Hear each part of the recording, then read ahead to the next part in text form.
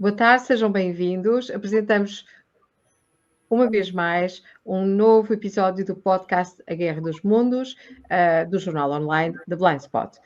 Hoje temos comigo e com Pedro Quartingraça, Marta Gameiro, já subejamente conhecida dos senhores ouvintes. Pedro.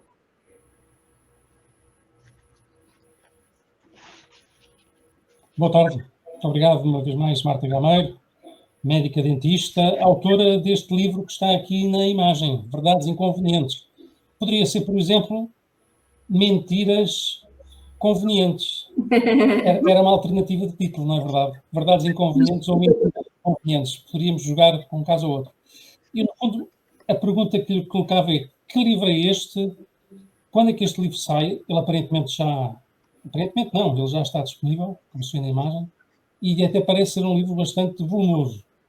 Marta escreveu um capítulo sobre a agenda sanitária, a saúde como alavanca do capitalismo de vigilância. Foi esse o seu capítulo. Mas, no fundo, que verdades são estas? Que livro é este para já? Quem são os seus autores? Quem é a editora? Qual é o seu custo? Onde é que está à venda? E depois, a seguir, que verdades inconvenientes são estas? Olá, muito obrigada por me terem convidado novamente. Este livro foi uma grande odisseia, para dizer a verdade. Começou há cerca de pelo menos 6 meses, em que alguém teve a ideia de reunir várias pessoas que escreviam, cada uma no seu campo, críticas às várias questões recorrentes da Agenda 2030 das Nações Unidas.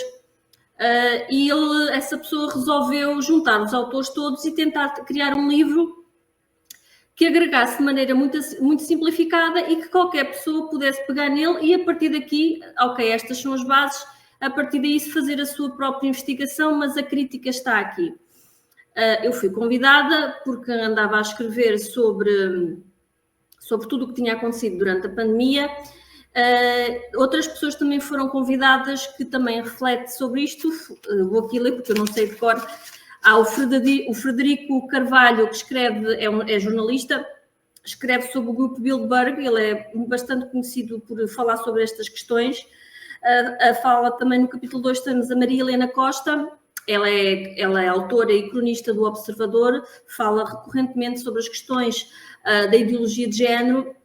E ela própria também fez outra parte sobre as questões sobre o aborto, na sua perspectiva, obviamente. Depois sou eu com a agenda sanitária. O capítulo 4 é sobre o clima. É um autor brasileiro, o Ricardo Augusto Felício. Ele fala sobre o clima e de modo crítico sobre esta tendência de histerismo e para um pouco paranoico sobre as alterações climáticas que se têm vindo a verificar, principalmente nos últimos anos. O capítulo 5 é espanhol, é o Julián Aliceda e fala sobre a Agenda 2030, contradições e incoerências, ou seja, o que é público, as boas intenções, todos os objetivos louváveis e depois o que é feito na realidade e que não coincide a teoria com a realidade. O capítulo 6 é do Paulo Santos e do Rui Nobre. Eles falam sobre a agenda financeira, ou seja, uma agenda totalitária inspirada no modelo ditatorial chinês.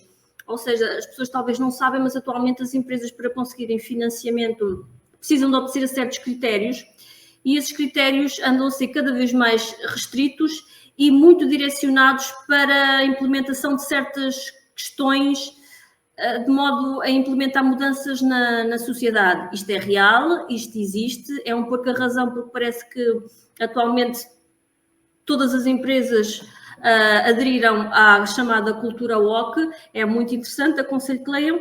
E no final temos outro espanhol, Carlos Astiz, com o capítulo Mudança de Ciclo.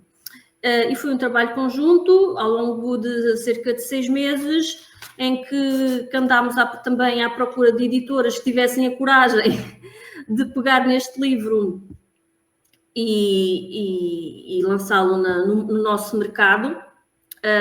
Eu, por acaso, preferia que não fosse uma autopublicação, estava mesmo com esperança que fosse uma editora das chamadas tradicionais, pega no livro e lança-o por sua própria conta e risco. Conseguimos, deu-se o caso de ser a editora do jornal Vida Económica, é um jornal com bastante tradição em Portugal.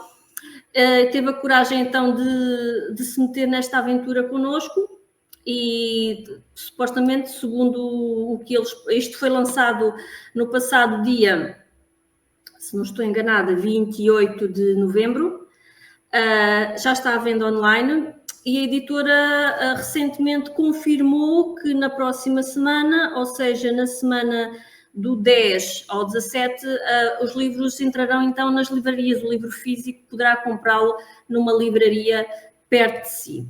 E é isto.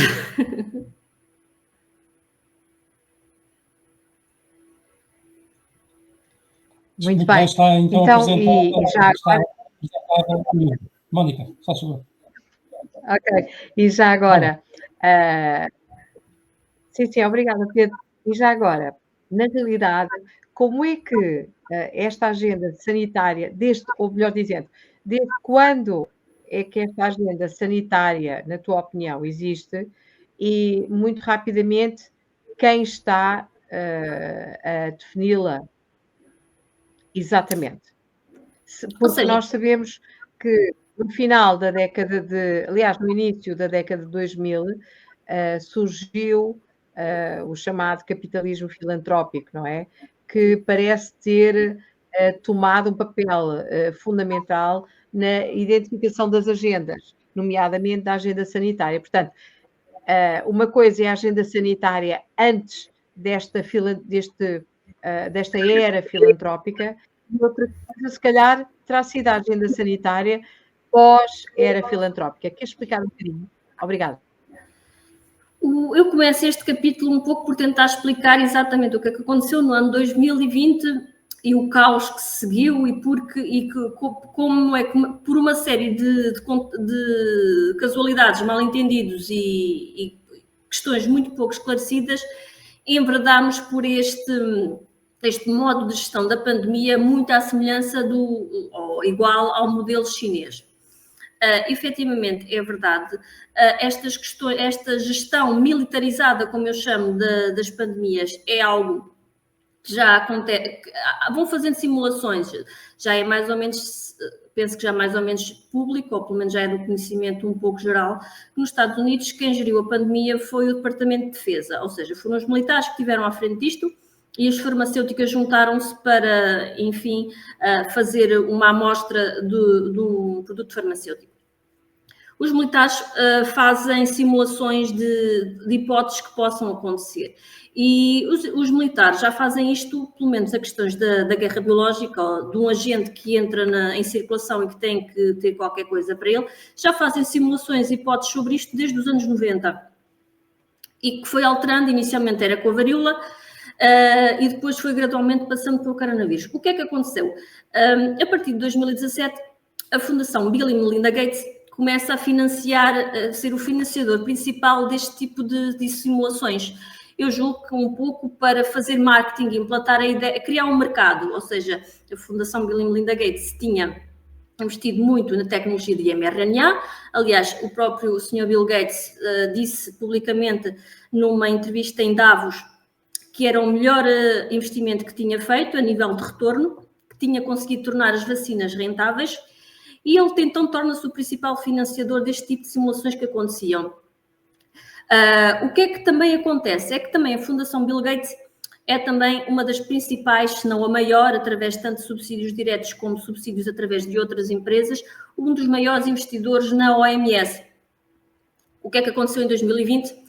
Que, se calhar, se não tivesse acontecido, se calhar não teria sido tão fácil termos entrado por esta via, foi o facto de, curiosamente, Itália ter confinado. E isto porquê? Porque a Itália tinha, nesse mesmo ano, feito um protocolo com a China a nível de gestão de doenças infecciosas. E quando aconteceu quando a OMS faz a declaração de pandemia, o conceito que teria sido alterado em 2009, o conceito de pandemia que foi alterado em 2009 era uma coisa, agora já não é bem a mesma coisa, a questão da gravidade foi alterada. O que é que acontece? Quando a OMS declara a pandemia, o ministro da Saúde italiano, que era um fervoroso adepto do governo chinês, à onda destes protocolos que eles tinham feito com a China, resolve confinar a Itália. Aliás, o próprio Neil Ferguson, que foi o autor daquele modelo catastrofista que sobre as milhões de mortes queriam resultar se não confinássemos, que fez inclusivamente o primeiro-ministro inglês da altura, Boris Johnson, recuar na sua posição de não confinar o Reino Unido, o próprio Neil Ferguson disse mais tarde numa entrevista que nunca pensou que as sociedades ocidentais aceitassem o confinamento, que era o que ele sugeria, mas o que é certo é que a Itália fez-o e depois eles viram que era possível. Então, o que eu falo nessa parte inicial é como este conjunto de acontecimentos levou que a OMS, à boleia do que tinha acontecido na China, mas porque os seus próprios patrocinadores americanos, começaram a pressionar nesse sentido, não só pusesse a esta ideia de que o confinamento e posterior coerção vacinal fosse a melhor maneira de gerir a pandemia. É sobre isto que eu falo.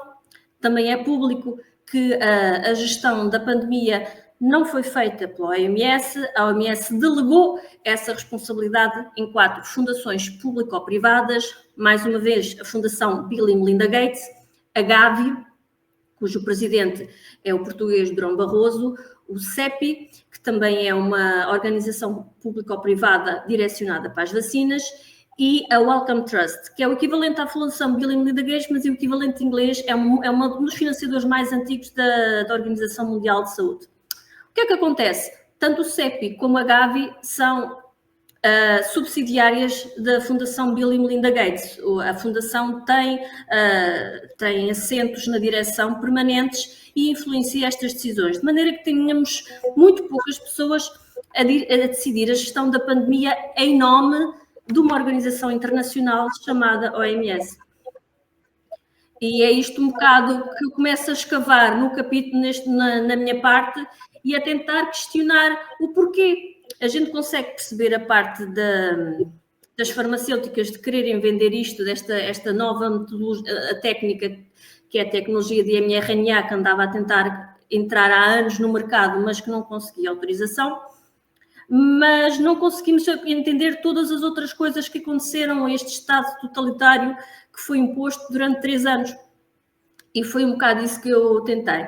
O que eu acabei por me aperceber é que esta nova onda de gestão de saúde, que se baseia muito em aparelhinhos e produtos e preocupa-se muito pouco com os sistemas nacionais de saúde e com a prevenção primária, resulta muito desta necessidade que impera tanto na indústria farmacêutica como também da parte do complexo industrial militar americano, desta necessidade de ter certos dados das pessoas, que é basicamente tentarem imitar o que já acontece na China com o seu sistema de crédito social. Aqui na Europa é mais difícil, porquê? Porque nós temos as leis de proteção de dados. O que eu chego à conclusão é que, de certa maneira, a pandemia foi usada por várias secções da sociedade, tanto para implementar certas coisas que andavam a ser ali, que eram só ideias que andavam na cabeça de certas organizações internacionais, foi usada para implementar esse tipo de ideologias e também está a ser usada agora, posteriormente, para dar a volta à lei de proteção de dados que existe na Europa. E depois o resto, a pessoa tem que ler e tentar perceber porque é que eu digo estas coisas, que eu estou aqui, parece uma alucinada completa. A propósito, referiste agora o crédito social. És capaz de explicar um bocadinho mais o que é o crédito social? O que é isso? Exatamente. Eu não falo sobre isto no livro, eu falo vagamente, mas o que é o crédito social chinês? O crédito social chinês é algo... para... Sim. Sim, isto é algo que já existe na China há 20 anos e que foi implementado um pouco, na altura a justificativa era para certificar que, avaliar, é um bocado como quando fazemos uma compra no AliExpress, nesse tipo de sites, e temos que dar e temos pontos consoante somos bons pagadores ou não somos bons pagadores, damos uma pontuação. E o crédito social na China foi feito supostamente com essa intenção, era para dar uma pontuação às pessoas, consoante elas teriam mais probabilidade para conceder empréstimos, consoante houvesse mais probabilidade ou menos probabilidade dessa pessoa cumprir com os pagamentos. O que é que aconteceu durante estes últimos 20 anos? É que houve algumas províncias chinesas que exageraram. E exageraram ao ponto daquilo ser quase o sistema de crédito nacional começar a avaliar outro tipo de coisas, começar a avaliar se a pessoa ia aos sites que não devia, se a pessoa dizia coisas que não devia, se a pessoa era contra as políticas do Partido Comunista Chinês, se a pessoa tinha ou não tinha a máscara bem posta na rua. Isto parece ridículo, mas foi o que aconteceu. E basicamente o sistema de crédito acabou por ser quase uma maneira de saber se a pessoa é bem comportada à luz da ideologia que existe na China ou não é um dissidente. Se é um dissidente, como esta tecnologia está ligada ao dinheiro, congela-se as contas bancárias, não podes sequer sair de casa, não podes apanhar um autocarro, só podes fazer compras nas lojas à volta da tua residência. É este o tipo de controle que existe na China e que chegou a existir em algumas províncias chinesas. O que é que... Não sei se já leram o livro do espião Edward Snowden. Ele, a certa altura, ele entrega a responsabilidade de explicar a certas pessoas o que é que se estava a passar na China e qual é o choque dele quando ele percebe que os americanos andavam a fazer exatamente o que os chineses andavam a fazer, mas de forma camuflada, sem ser tão às abertas. O que dá a sensação é que estão a tentar, então, como há a questão das liberdades na Europa que não existem na China, que é um Estado ditatorial, temos que justificar a implementação deste... e outra questão, isto é digitalizar tudo, digitalizar o nosso cartão de saúde, digitalizar o nosso dinheiro, digitalizar a nossa identificação, de modo a que seja controlável, que é o que já acontece na China, é tudo só com o telemóvel. Então, para justificar isto cá, como há as questões da proteção de dados, como há as questões das liberdades, usa-se a pandemia para implementar esta estrutura digital pública. É o caso mais grave que existe, é na China, mas também já existe na Índia que tem tido algumas contestações, principalmente por parte dos agricultores, que acham que este sistema digital geral anda-lhes a roubar os dados a favor de corporações internacionais. Há vários problemas na Índia por causa disto e parece que o objetivo em si é tentar implementar um sistema semelhante para fazer concorrência à China. Obrigada, Marta. Pedro? Doutora Marta Gameiro, nós, mais relacionado, aliás, com a sua área de especialidade, nós temos lido nos últimos meses, portanto, tem surgido publicamente um número crescente de estudos científicos, validados até pelos pares, não é? Muitos deles não tinham tido durante muito tempo, agora sim saem, que se pronunciam nomeadamente sobre a própria tecnologia das inoculações mRNA, ou das vacinas mRNA, manifestando muitas dúvidas sobre, digamos, desde logo, a segurança dessa mesma tecnologia. Nós, pessoalmente, até tivemos a oportunidade de conhecer um dos pais dessa tecnologia, um norte-americano que esteve em Portugal há uns tempos atrás, mas sobre isto há crescentemente um número, como eu há pouco dizia, de vozes que se pronunciam publicamente e que põem em causa, através dessas publicações que fazem, a segurança desta tecnologia. Da sua experiência ou do conhecimento que tem, o que é que pode divulgar publicamente sobre aquilo que são na realidade, que é na realidade esta tecnologia e quais são as mais-valias, quais são os inconvenientes que aparentemente a mesma tem? O que se sabe, eu tenho um breve subcapítulo nesta parte da saúde sobre as vacinas e o que eu desenvolvo nesse subcapítulo é que já desde o início, quando ainda não havia vacinas, quando ainda estávamos todos confinados em pânico à espera de não sei o quê, os estudos que estavam a ser feitos Houve vários artigos de até editores de revistas que saíram a dizer os estudos que estão a ser feitos não refletem a faixa etária para a qual estas vacinas são indicadas. Os estudos que estão a ser feitos não incidem sobre questões de transmissibilidade, não incidem sobre condições de internamento. O que é que estão, afinal, a investigar estes estudos? Houve artigos que saíram neste sentido. Houve alertas de várias pessoas que disseram não há estudos de carcinogénero a longo prazo, não há estudos de toxicidade, não se fizeram estudos em grávidas, não se fizeram estudos em crianças. Porque é que se está a dar a entender que sem esta vacina não se vai conseguir fazer a vida normal? Porque é que se está a dar a entender que sem esta vacina não se vai conseguir viajar, as pessoas não vão poder sair de casa? Havia muitas estas questões e eu afloro estas no capítulo e dou também referências bibliográficas, as pessoas podem ir procurar, é tudo público, estranhamente. Como é que não se fala sobre isto se é tudo público e é tudo até bastante credível? A tecnologia de mRNA, eu falo desta porque é esta em si que é o fator mais problemático. As outras vacinas que foram introduzidas, entretanto, já saíram do mercado de forma mais ou menos pública. A tecnologia de mRNA é uma tecnologia que já andava a tentar entrar no mercado há muitos anos. Só que os estudos em animais, havia uma grande taxa de mortalidade animal, depois o próprio vencedor, uma das pessoas que entretanto até venceu o Prémio Nobel por causa da tecnologia, publicou artigos em 2018 a dizer que um dos constituintes da vacina provocava vários problemas de coagulação e outras questões. Ele publicou isso em 2018. Há muitas questões sobre isto. O que é que aconteceu? Com a pandemia, como era preciso uma solução rápida para o que estava a acontecer, conseguiu-se uma autorização de emergência para estes produtos em questão, que se calhar de outra maneira não teria sido conseguido.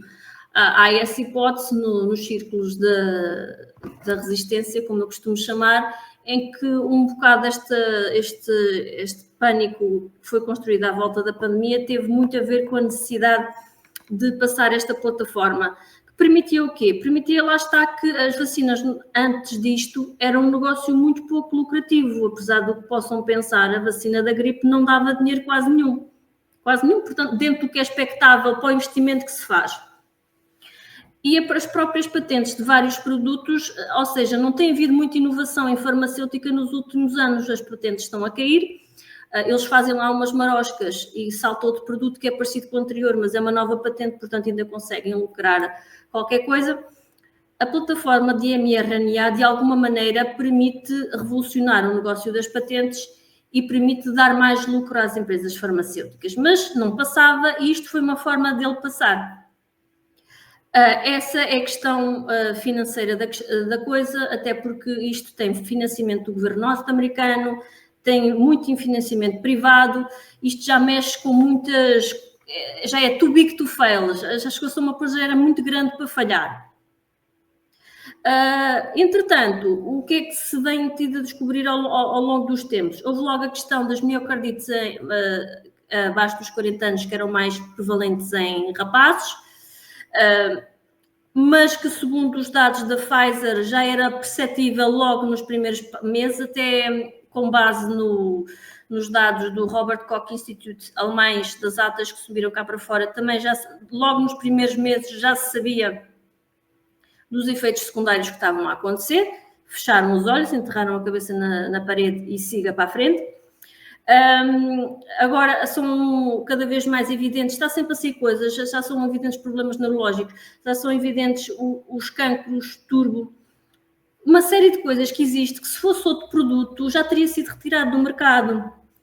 Simples, isso é histórico, há vacinas que foram retiradas com apenas 40 casos de mortes.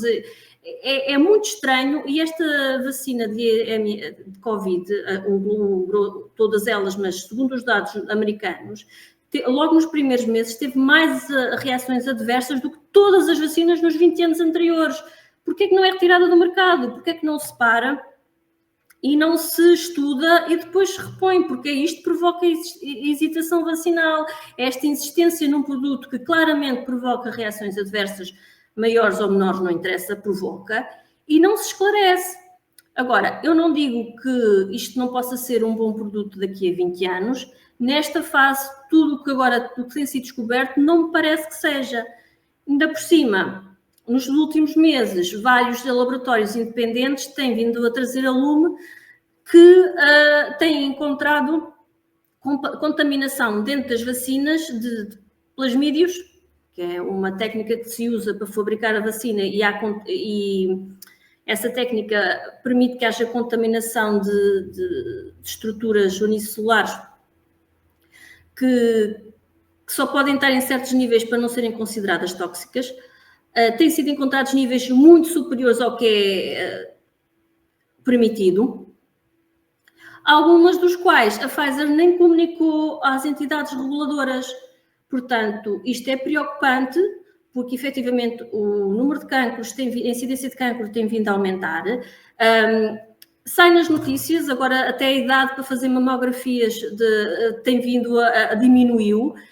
Estas coisinhas saem, há um elefante enorme no meio da sala que ninguém quer discutir. E isto preocupa porque os artigos saem e há uma constante negação por parte das entidades que deviam regular isto, deviam esclarecer isto, porque parece que interessa a demasiada gente para parar neste momento. E eu acho que, sinceramente, a minha opinião que isto já devia ter sido parado logo em 2021. Havia outros medicamentos, que eu também falo sobre eles, que foram propositadamente boicotados de várias maneiras para não serem utilizados. E porque se houvesse um medicamento eficaz para tratar a Covid, a autorização de emergência à vacina era automaticamente revogada. Eu acho que a minha opinião simples é esta: isto devia parar. As vacinas até podem vir a ser seguras e eficazes um dia, mas não são agora certamente. Nem eles continuam a repetir, até no último relatório do subcomitê da Casa Branca, continuam a repetir que a Operação Warp Speed foi um sucesso e que salvaram milhões de vidas. As pessoas têm que ter noção que isto é baseado em modelos matemáticos. Eles estão a avançar com essa ideia das milhões de vidas salvas com base num modelo estatístico de eficácia. Uma eficácia que não é real, porque nós não sabemos muito bem qual é a eficácia, mas seguramente neste momento está abaixo dos 30%. Portanto, eles usam valores muito superiores para chegar a esses números de que salvaram milhões de vidas. São modelos matemáticos, não correspondem à realidade. E isso também devia ser discutido, e isso também devia ser debatido, e não é porque falar de vacinas no nosso mundo, ou pelo menos no mundo ocidental, é tabu. É quase como se estivéssemos a queimar bruxas na Idade Média por simplesmente irem buscar plantas para curar uma doença. É uma área a explorar. Hoje já não temos... Sim, peço desculpa. Vou dar a palavra. Sim. Não temos já muito tempo, mas uma área de interesse a explorar certamente seria tentar perceber o que é uma vacina, qual foi a vantagem das vacinas e qual é a vantagem das vacinas e perguntar também se isto é ou não é uma vacina. Também é uma pergunta que vamos deixar em aberto para uma próxima oportunidade, mas há uma última questão que eu queria colocar. Não é? Exato. Mas havia uma outra pergunta que eu gostaria de colocar e isto relembrando um pouco uma entrevista feita há algum tempo a Yuval Harari, é um historiador e ideólogo de Davos, historiador israelita, em que ele diz na tal entrevista que qualquer coisa como os direitos humanos e a Declaração dos Direitos Humanos não é apenas senão uma narrativa. E talvez resumir essa narrativa que está ultrapassada também, como ele assume, talvez assim se consiga perceber melhor o ambiente em que nós estamos a viver na atualidade e em relação ao qual a Declaração de Barrington e tantos outros documentos internacionais foram colocados de lado, permitindo a não discussão e a assunção de que isto era mesmo uma emergência e não havia realmente outra oportunidade. Mas relativamente aos direitos humanos, o que te parece esta afirmação do Yuval Harari?